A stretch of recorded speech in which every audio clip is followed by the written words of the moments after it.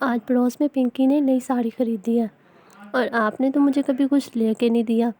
تبھی رامو کہتا ہے میرے پاس جتنے پیسے ہوتے ہیں میں تمہیں ہی لا کے دے دیتا ہوں، کون سا اپنے پاس رکھتا ہوں کچھ۔ سیما کہتی ہے ہاں جتنے پیسے آپ دیتے ہو اس میں تو صرف گھر کا خرچ ہی نکل جاتا ہے، اتنے پیسے نہیں بچتے کہ میں اپنے لیے کچھ لے سکوں۔ تو رامو کہتا ہے کہ میں جو بھی کماتا ہوں سب کچھ تمہیں ہی لا کے دے دیتا ہوں، لیکن کب تک آپ یہ چھوٹی سی ڈھابے پہ نوکری کرتے رہو گے، کچھ اور سوچو اور اچھا۔ تو وہ کہتا ہے کہ میں کہاں سے کام ڈھونڈوں، اور تمہیں پتہ ہے میں اتنے سالوں سے اسی ڈھابے پہ ہی کام کر رہا ہوں اور آج کل تو کام ملنا بھی بہت مشکل ہے۔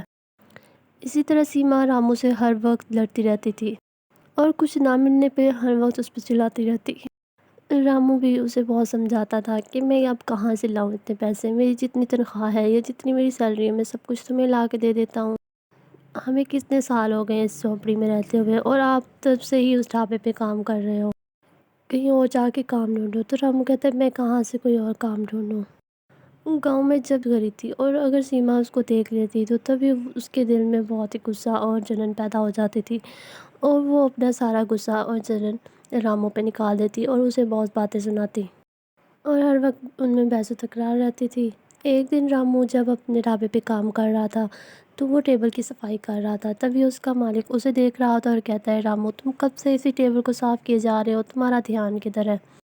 تبھی رامو کہتا ہے وہ مالک جی میں کچھ سوچ رہا تھا تو میرا دھیان نہیں رہا، میں نے کچھ سنا نہیں، پتہ نہیں تمہارا دھیان کدھر ہوتا ہے، کام پہ دھیان رکھا کرو، اور ہاں اب سے تم اپنا کوئی کام اور ڈھونڈ لو۔ تبھی رامو کہتا ہے کیا مالک کیا مطلب ہے کوئی اور کام ڈھونڈ لو؟ تو وہ کہتا ہے کہ مطلب تم اپنا حساب کروا لو اور کل سے کام پہ نہ آنا۔ تبھی رامو کہتا ہے کہ کیوں مالک جی، میں تو کب سے آپ کے ڈھابے پہ کام کر رہا ہوں کئی سالوں سے، تو آپ میرے ساتھ ایسے کیسے کر سکتے ہیں، میں اور کہاں پہ کام کروں گا؟ رامو کا مالک کہتا ہے کہ گاؤں سے میرا سالا آیا ہے اور وہ میرے ساتھ کام کرنا چاہتا ہے، اس لیے میں اس کو تمہاری جگہ پہ رکھوں گا، اور اب میرے پاس اتنے پیسے تو ہیں نہیں کہ میں دو ملازموں کو رکھوں، اس لیے تمہاری جگہ پہ میں نے اسے رکھنا ہے۔ تو رامو کہتا ہے مالک جی آپ کو پتہ ہے کہ میرے ہاتھ کی تندور کی روٹیاں یہاں سب کو پسند آتی ہیں۔ تو اس کا مالک ہے ہاں ہاں مجھے پتہ ہے کہ وہ سب تم اچھی بناتے ہو، لیکن میں کیا کروں، میں بھی مجبور ہوں، اگر میں اس کو نہیں رکھوں گا تو پھر میری بیوی میرا جینا حرام کر دے گی، اسی لیے اب میرا کام چلے نہ چلے مجھے اس کو رکھنا ہی ہوگا۔ تبھی رامو بہت اداس ہو جاتا ہے اور اس کا سیٹھ کہتا ہے تم کہیں اور اچھی جگہ پہ نوکری ڈھونڈ لو۔ تبھی رامو وہاں سے اداس ہو کر باہر آتا ہے اور وہ جا رہا ہوتا ہے، وہ سوچتا ہے اور میں اب کہاں کام ڈھونڈوں گا، ایک تو پہلے ہی سیما مجھ سے ہر وقت پیسوں کے لیے لڑتی رہتی ہے اور گھر کا خرچ بھی پورا نہیں ہوتا، اب اچانک سے میں نئی نوکری کہاں سے ڈھونڈوں گا۔ اس طرح سے رامو چلتا ہوا جا رہا تھا کہ اس کو اس کا بہت پرانا دوست مل جاتا ہے۔ رامو پوچھتا ہے ارے تم یہاں کیسے؟ تبھی وہ اس کا دوست بتاتا ہے کہ میری یہاں سے شہر میں نوکری لگ گئی ہے اور مجھے گاؤں سے شہر جانا پڑے گا اب، لیکن تمہیں کیا ہوا ہے، تم کیوں پریشان ہو؟ رامو اس کو ساری حقیقت بتاتا ہے۔ تبھی اس کا دوست کہتا ہے اچھا تم فکر نہ کرو، میرے پاس ایک پرانا تندور پڑا ہے وہ تم لے لو اور اس سے تم اپنا روٹیاں بنا کے نیا کام کر سکتے ہو۔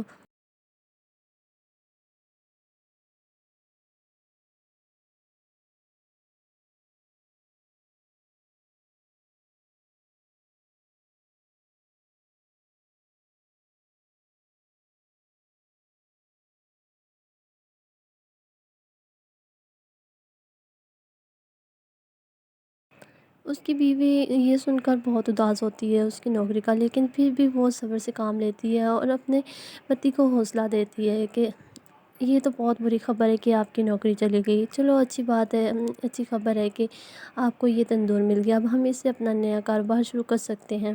سیما رامو کو کچھ پیسے دیتی ہے، یہ لیں یہ پیسے، یہ میں نے جوڑ کے رکھے ہوئے تھے، آپ ان سے کام کر سکتے ہیں۔ تبھی رامو کہتا ہے اچھا ہوا تم نے یہ پیسے سنبھال کے رکھے ہوئے ہیں، ہم اب اس سے کام کریں گے۔ تبھی وہ رامو شہر سے سامان لینے کے لیے چلا جاتا ہے، واپس آ کے وہ تندور پر ہی مثالی پاؤ بناتا ہے اور ایک ٹھیلا لگا کر اس میں اپنا مثالی پاؤ تندوری روٹیاں بیچنے کے لیے چلا جاتا ہے۔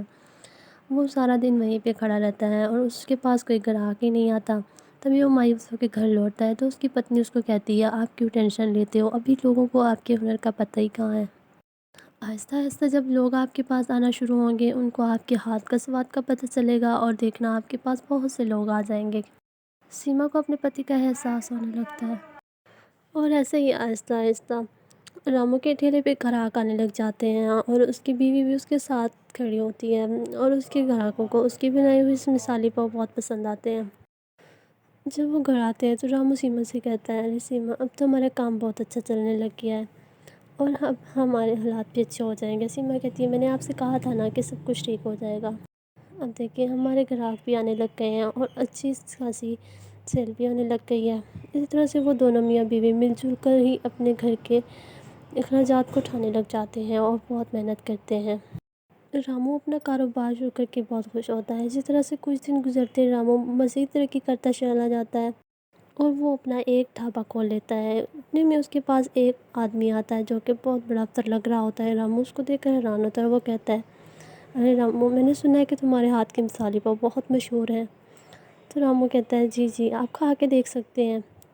رامو اس آدمی کو دیکھ رہا ہوتا ہے، وہ کہتا ہے کہ میری بیٹی کی شادی ہے ابھی کچھ دنوں میں، تو میں چاہتا ہوں کہ تم میری بیٹی کی شادی میں آ کے مثالی پلاؤ بناؤ۔ میں اپنی بیٹیوں کی شادی میں بہت بڑے بڑے لوگوں کو بلانا چاہتا ہوں، چن چن کے لوگوں کو بلاؤں گا۔ میں چاہتا ہوں کہ وہ کچھ الگ اور اسپیشل کھائیں۔ رامو بہت خوش ہو جاتا ہے اور وہ اس آدمی سے کہتا ہے، جی جی صاحب، میں ضرور آؤں گا آپ کی بیٹی کی شادی میں مثالی پلاؤ بنانے۔ اور کہتا ہے، میں اتنا مزیدار سا بناؤں گا کہ وہ آپ کے مہمان بہت خوش ہو جائیں گے۔ رامو کے لیے یہ بہت اچھا موقع تھا اس سے بھی آگے جانے کا، اور اس طرح سے اسے شادیوں کے لیے بھی آرڈر آنے لگ گئے تھے۔ اس کا کام بہت اچھا چل جاتا ہے۔ فواد بھی رامو سے کہتا ہے کہ میں بھارت کے سب سے بڑے بڑے لوگوں کو چن چن کے بلاؤں گا اور میں چاہتا ہوں کہ وہ بہت خوش ہو کے جائیں۔ رامو اس کی باتیں سن رہا ہوتا ہے، کہتا ہے، جی جی صاحب، آپ فکر نہ کریں، میں ضرور آؤں گا۔ اسی طرح سے کچھ دنوں کے بعد اس کی بیٹی کی شادی شروع ہو جاتی ہے اور رامو ادھر ہی جا کر اپنا ایک ڈھابہ کھولتا ہے اور اسی کی وہاں پہ مثالی پلاؤ اور تندوری روٹیاں بناتا ہے۔ تبھی سب لوگ اس کے ہاتھ کی مثالی پلاؤ اور تندوری روٹیاں کھا کے بہت، اور وہ رامو کے کام کو مزید چار چاند لگ جاتے ہیں اس سے، اور وہ مالک رامو کو بہت اچھے سے تحفے اور بہت لاجواب سے گفٹ بھی دیتا ہے۔ اس طرح سے رامو اور اس کی بیوی جو ہر وقت پیسوں لے کے لڑتے رہتے تھے، اب وہ بہت خوشحال زندگی گزارنے لگ گئے تھے۔ رامو اپنا ایک نام بنا چکا تھا۔